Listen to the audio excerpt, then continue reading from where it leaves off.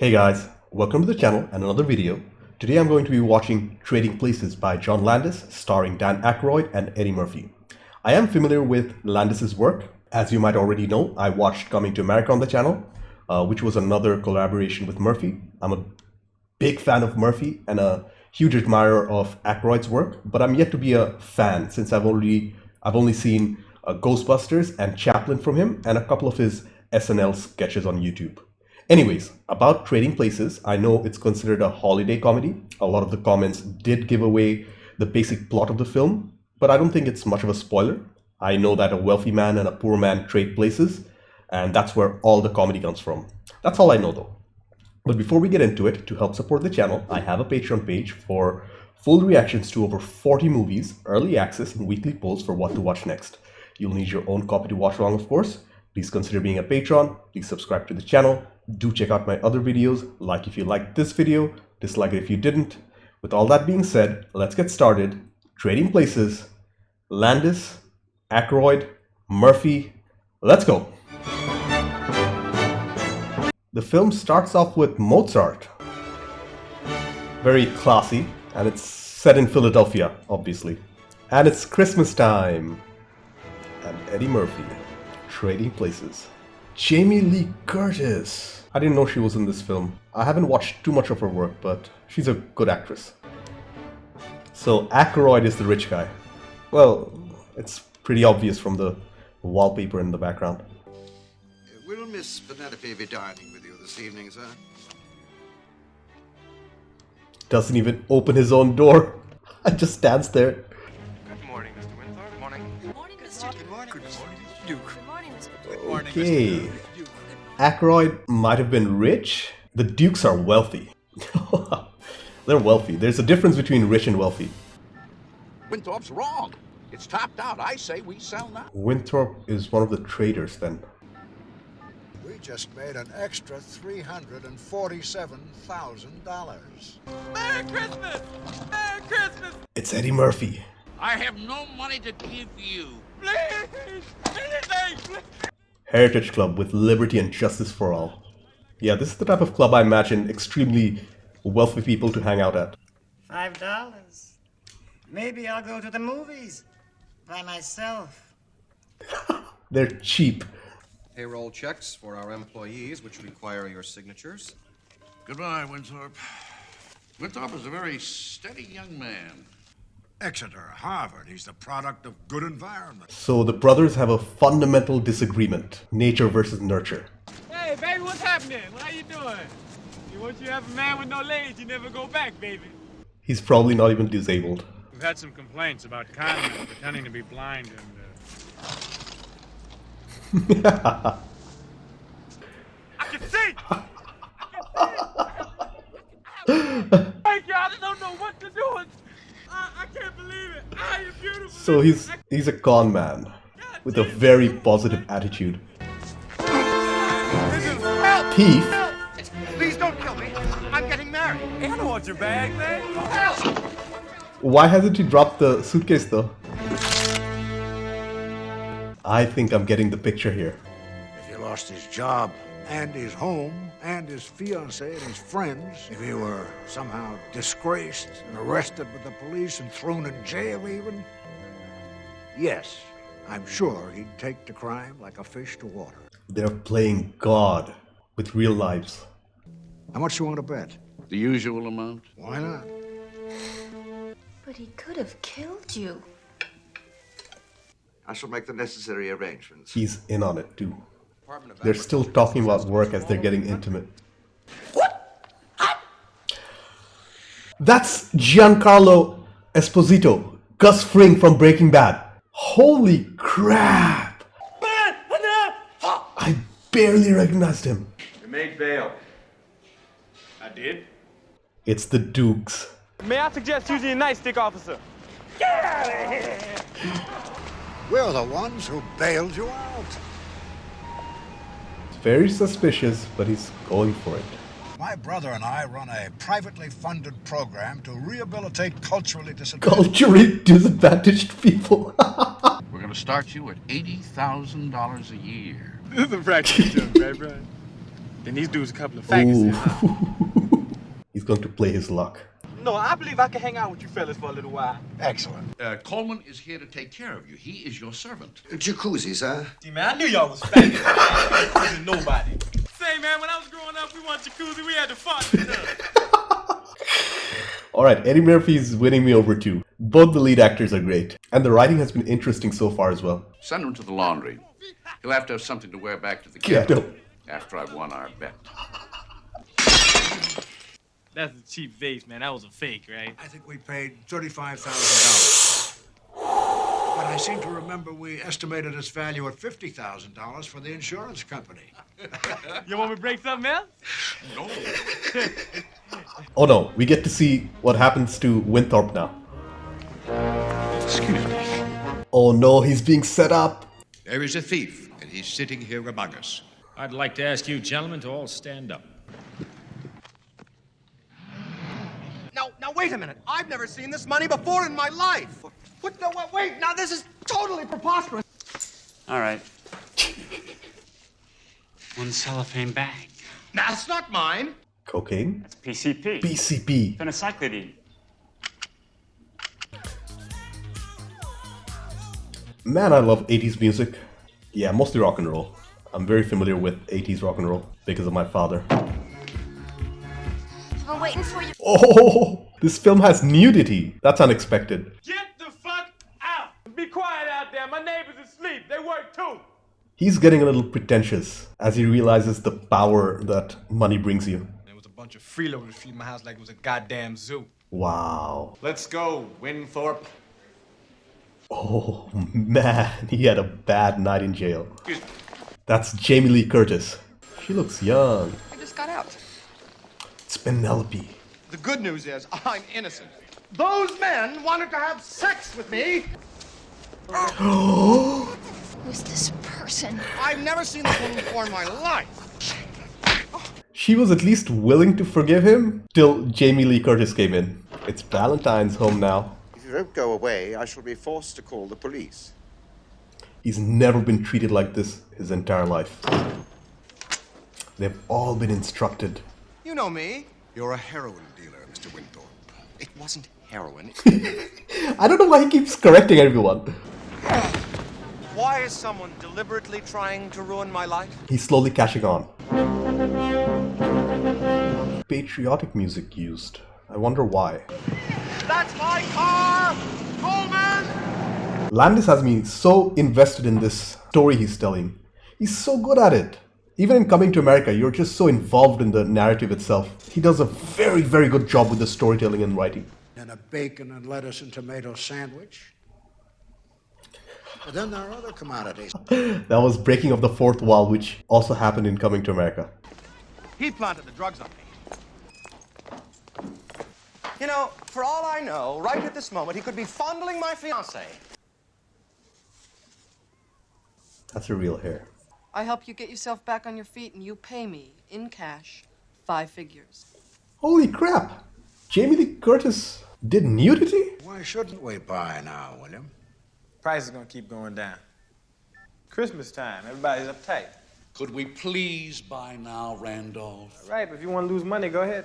Okay, pork belly prices have been dropping all morning. He's using his street smarts. Do you realize how much money he just saved us?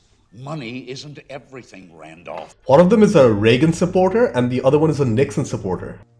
This was clearly left to tempt him. Mortimer dropped his money clip. Nice try, Mortimer. Mortimer is not pleased at all. Wow. Penelope is already dating somebody else. It hasn't been a week. I believe I'm still a member of this club. Why don't you just go away? It tells time simultaneously in Monte Carlo, Beverly Hills, London, Paris, Rome, and Stade. In Philadelphia, it's worth $50. How much for the gun? It's not making sense in his head what's actually happening. Even the difference in sound is very stark. One with a classical music and the other just rainfall and very jagged noises. Ophelia, can't tell you how good that feels. Is that enough motivation for Ophelia to care about Winthrop?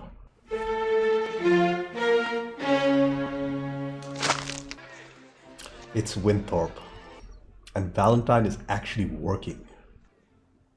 Clarence Beeks. He's the guy who's arranging all this. Both Aykroyd and Murphy are doing an amazing job with their roles. Yes, sir. I was wondering about this $10,000 check to Mr. Clarence Beeks. I'll take care of it, Valentine. This man is a drug dealer. This man's obviously a lunatic. I'm calling security. Hello, security. Merry Christmas. Freeze, slimeball! He's digging himself into a bigger hole. I can't believe Winthrop would fall to pieces like that. Here, $1. That was the amount of the bet, $1 for ruining people's lives? We turned an honest, hard-working man into a violently deranged would-be killer. Now, what are we going to do about taking Winthrop back and returning Valentine to the ghetto? I don't want Winthrop back after what he's done. Do you really believe I would have a nigger run our family business, Randolph? Of course not. I understand when it's said by using an O, but throwing the hard R in there, yeah, that's unacceptable, even back in the 80s. Now, Valentine's in on it, and he knows what's going on. Oh, that's disgusting.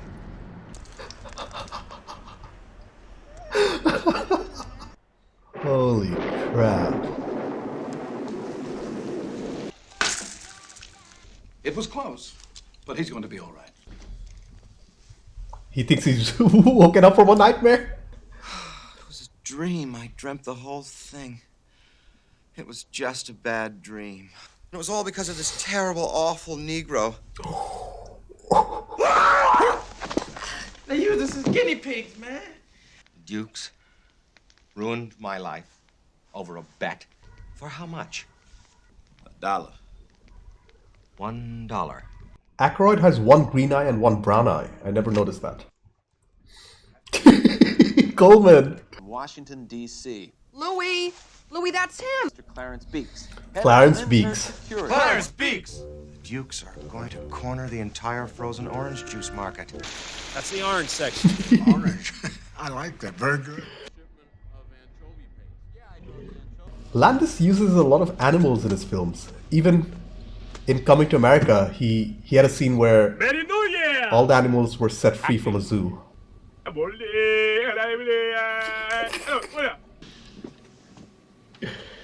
It's Coleman dressed as a priest. Who is it?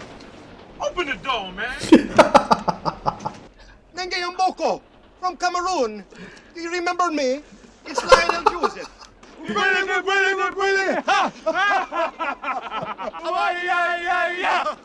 Did he catch that? Winthrop.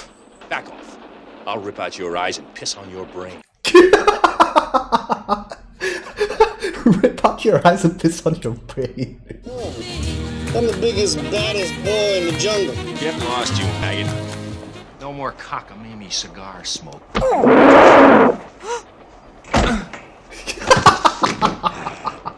I think I know what they're going to do now, though. Yeah, exactly. They're going to put him in the gorilla costume. And they're going to put him in the cage with the actual gorilla. That black one must be the female. Nice. Okay, toss it over. Thank you, Beeks. Oh, I thought that was Winthrop for a second. I'm just waiting for the big reveal now. That's sweet. Nothing you have ever experienced can prepare you for the unbridled carnage you're about to witness. Just like a horse race. And it's the 80s, so I'm assuming they're all doing cocaine in the bathroom. Before the markets open. The stock market floor. Holy crap. It doesn't look anything like this anymore. It's all digital. It's computers trading with computers instantaneously now. And it's 9. 1, 2, 3, 4. The Dukes are trying to corner the market. Oh no! Not only are the Dukes buying in, they're influencing other people to buy it as well, so they'll win even more. South Garden April of 142! How can the price price be going down. They drove the price up and now they're selling. Unless that crop report... They just realized they've been double-crossed. The price is dropping rapidly now. After calculating the estimates from various orange-producing states, the cold winter has apparently not affected the orange harvest. And the price will keep dropping. They lost a significant amount of cash. It was 140 not 5 minutes ago. Now it's less than 40. 100? 100? 29? Yeah.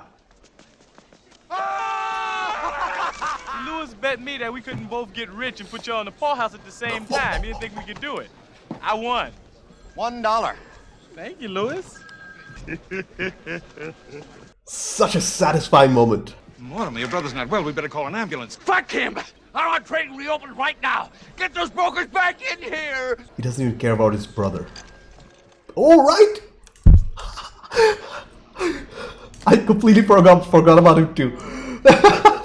Anyway, take a look. They're in love. Oh my goodness. Sir, lobster and cracked crab for everyone. Now the butler has his own butler. And it looks like everybody's exactly where they want to be. Such a happy, wonderful ending to the film. I haven't seen the Duke brothers in any film before. I think they made a cameo on the Coming to America video. A lot of people pointed it out, but I don't remember them well. Really fun movie.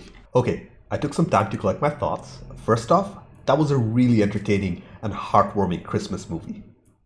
Landis, as usual, did a great job with the directing and storytelling. The writing of the film was good too. Both the leads, Aykroyd and Murphy, were fantastic in their roles. The actor playing the butler, Jamie Lee Curtis's character Ophelia, and the Duke brothers were also solid in their supporting roles.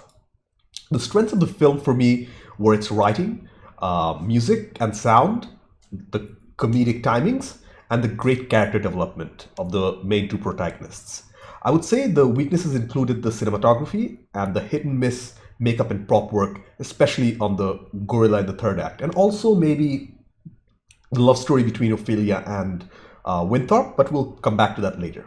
Again, since this is a Landis comedy film, I'm not going to harshly scrutinize the technicalities of his filmmaking process and focus on what I got from the film as a whole.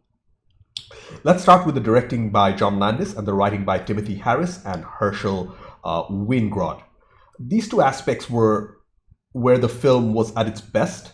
The writer and director start the story off by introducing us to Aykroyd's Winthrop and Murphy's Valentine as the two primary protagonists of the film with opposite social statuses. Winthrop is shown to be a snobbish, rich commodities broker working for the even richer, wealthy Duke brothers, whereas Valentine is shown to be a con man looking to make quick money. Things get really interesting really quickly as the director shows us a fundamental difference between the Duke brothers. One of them believes that the environmental circumstance is what made Winthrop rich and Valentine poor. And the other brother believes that it's actually their upbringing. This brings up a central issue of the film, nature versus nurture. Both the brothers agree on a $1 bet to see who's right by switching the lives of our two protagonists, essentially playing God over $1. That's hilarious and sad. The writers at this point slightly misdirect us by showing us Valentine, after becoming rich, doesn't change his nature by flaunting his money and throwing a huge party, and Winthrop starting to get violent as his socio-economic status starts to go down, but is helped by good-natured prostitute Ophelia. Slowly but surely, they get accustomed to their new roles. Valentine uses his street smarts to impress the Dukes, while Winthrop gets increasingly desperate and violent as he realizes that he's been living in a bubble all his life, and the rules are very different when you're on top. The police booking scene of Winthrop really made the point here, and it really opened his eyes to the actual world. Both of them soon catch on and turn the tables on the Duke brothers by stealing their future contracts of oranges, which the dukes were planning to use to corner the market by using insider trading information from Clarence Beeks, their fixer. This allows them to short sell their contracts and make them a huge sum of money, while the dukes lose their entire fortune. In the end, it is gloriously revealed that just like the Duke brothers, Valentine and Winthrop also made a bet for $1 to see whether they can make themselves rich while simultaneously making the Duke brothers poor. This was such a satisfying moment that I had to overlook a few gripes I had with the film and just enjoy it. Excellent work by the writers and director.